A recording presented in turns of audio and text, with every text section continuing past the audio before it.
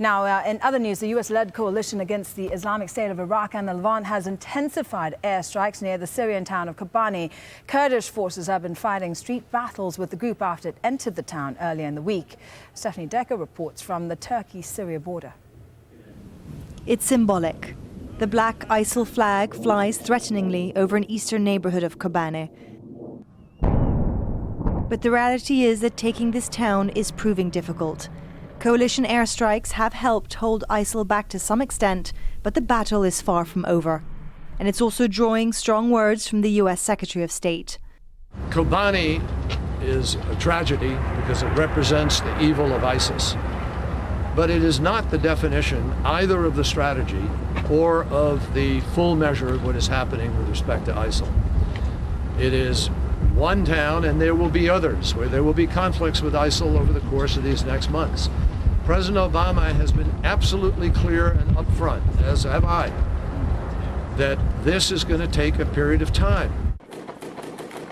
Time seems to drag on in Kobane with no end in sight. The Kurdish fighters of the YPG know the streets well, and it gives them a tactical advantage over the better armed ISIL. But the group is as close as it's ever been to Kobane, now having reached parts of the east and south of the town. And as the future of Kobane remains unresolved, there's been a real diplomatic push by the United States and NATO for Turkey to do more in the fight against ISIL. NATO's Secretary General met with Turkey's leadership on Thursday. Turkey wants a safe zone across its border and says it will step up its military commitment, but it won't go it alone. It's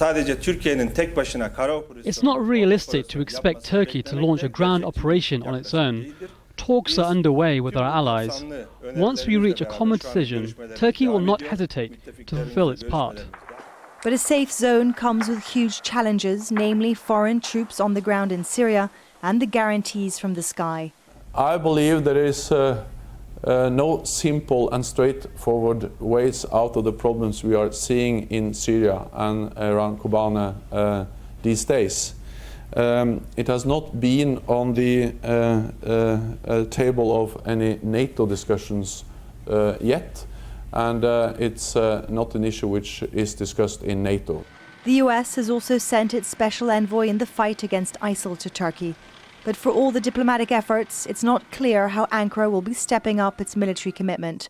Nothing concrete is coming out of these talks, and for now the military is sitting by and watching as the battle for Kobane plays out right in front of them. Stephanie Decker, Al Jazeera on the Turkey-Syria border.